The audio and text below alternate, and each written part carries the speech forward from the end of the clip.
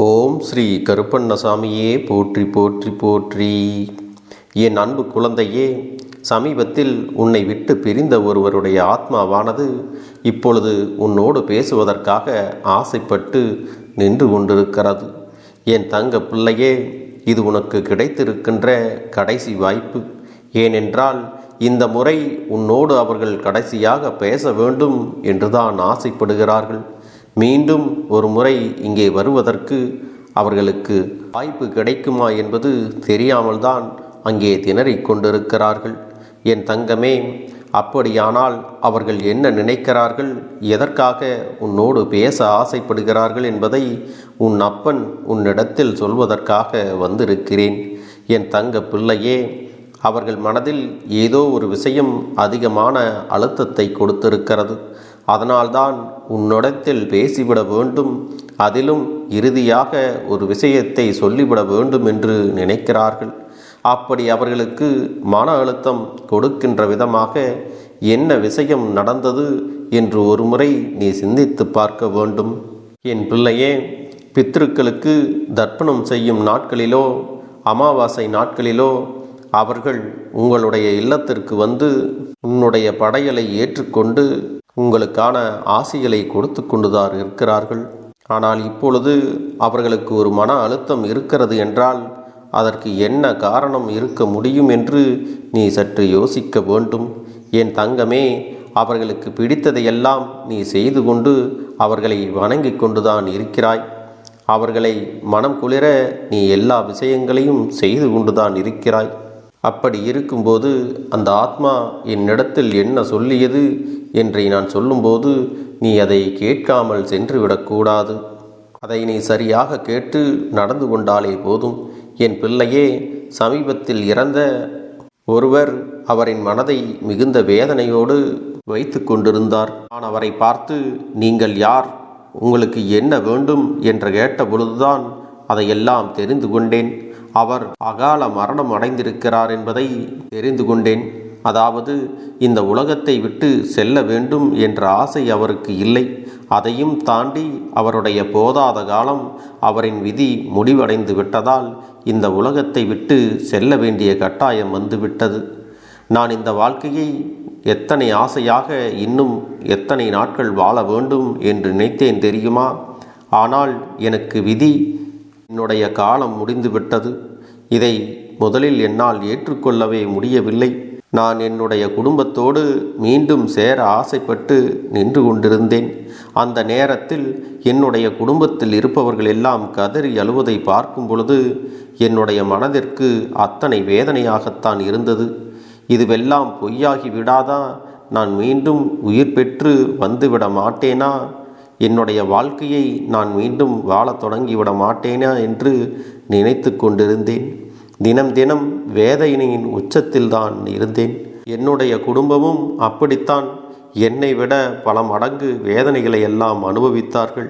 இருந்தாலும் என்னுடைய சூழ்நிலை மாற மாற நான் இருக்கின்ற இடம் எது, எதனால் நான் இங்கே வந்தேன் என்பதையெல்லாம் இப்பொழுது நான் நன்கு உணரத் தொடங்கிவிட்டேன். ஒன்று மட்டும் எனக்கு நன்றாக புரிந்து விட்டது. பிறப்பு என்ற ஒன்று இருக்கும் பொழுது இறப்பு என்ற ஒன்று நிச்சயம் எல்லாருக்கும் உண்டு. அது யாருக்கு முன்னே வரும், யாருக்கு பின்னே வரும் என்பது எல்லாம் நமக்கு தெரியாத விஷயம். மற்றபடி இறப்பு என்பது சாதாரண விஷயம்தான் என்பதையெல்லாம் புரிந்து கொண்டேன். அதனை இப்பொழுது ஏற்றுக்கொள்ளவும் தொடங்கிவிட்டேன். எனக்கு கொஞ்சம் முன்னால் வந்துவிட்டது. நான் இந்த வாழ்க்கையை சரியாக வாழ்ந்து முடிக்காமலேயே எனக்கான விதி என்னை இப்படி சேர்த்து விட்டது. அந்த ஏக்கம் எனக்குள்ளே இருந்தாலும் இப்பொழுதும் அதிலிருந்து நான் மீண்டு வந்து கொண்டுதான் இருக்கிறேன். எனக்கென்று இருக்கின்ற தனி உலகத்தில் நான் வாழ தொடங்கிவிட்டேன்.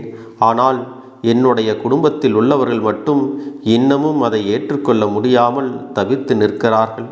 ஏனென்றால் அவர்களிடத்தில் நான் எத்தனையோ கடமைகளை எல்லாம் செய்யாமல் விட்டுவிட்டேன்.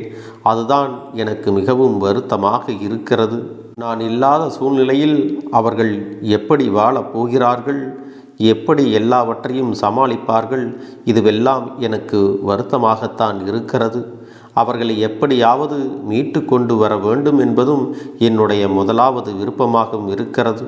இரண்டாவது, இவர்கள் அதிகமாக என்னை நினைப்பது என்னுடைய இடத்தில் என்னை இருக்க விடாமல் காயப்படுத்துகிறது. நான் இருக்கின்ற இந்த நிலை நல்லபடியாக இருக்க வேண்டும் என்றுதான் நான் விரும்புகிறேன். அதற்காக அவர்கள் என்னை நினைக்கக்கூடாது என்றெல்லாம் நான் சொல்ல வரவில்லை. அவர்கள் என்னை நினைக்கலாம். என்னுடைய நல்ல நினைவுகளை எப்பொழுதும் அவர்கள் தன்னுடைய மனதில் வைத்து கொள்ளலாம். இனிமேல் என்னால் திரும்ப வர முடியாது அல்லவா? இது காலத்தின் கட்டாயம் என்று ஆகிவிட்ட பிறகு அதை மீண்டும் எதிர்பார்க்கக்கூடாது என்றுதான் நான் சொல்கிறேன். என் குடும்பத்தில் இருப்பவர்களின் எண்ணங்கள் எல்லாம், இவர்கள் இந்த ரூபத்தில் வந்துவிட மாட்டார்களா, அந்த ரூபத்தில் வந்துவிட மாட்டார்களா, எப்படியாவது இது கனவு என்று ஆகிவிடாதா என்றெல்லாம் எதிர்பார்க்காமல், அவர்கள் இந்த வாழ்க்கையில் இனிமேல் நான் இந்த உலகத்தில் இல்லை என்பதை புரிந்து கொள்ள வேண்டும். என்னுடைய இழப்பை அவர்கள் மனதார ஏற்றுக்கொள்ளத்தான் வேண்டும். விதிவசம் எனக்கு ஒரு வாய்ப்பு கிடைக்கிறது என்றால் அந்த குடும்பத்தில் யாரோ ஒருவராக நான் நிச்சயமாக பிறப்பேன் என்பதை அவர்களுக்கு உறுதியாக தெரிவிக்க வேண்டும். நான் உயிரோடு இருந்திருந்தால் அவர்களுக்கு நல்ல நல்ல விஷயங்களை எல்லாம் நானே முன்னின்று இதையெல்லாம் நடத்தி கொடுத்திருப்பேன். ஆனால் நான் இப்பொழுது உயிரற்ற ஒரு ஆத்மா. என்னால் அவர்களுக்கு எந்த ஒரு நல்லதையுமே செய்ய முடியாது. அவர்களுக்கு வாழ்க்கையில் நல்லதை கொடுக்க முடியும் என்று நானாக நினைத்தாலும் அதுவெல்லாம் சாத்தியமில்லாமல் இருக்கிறது.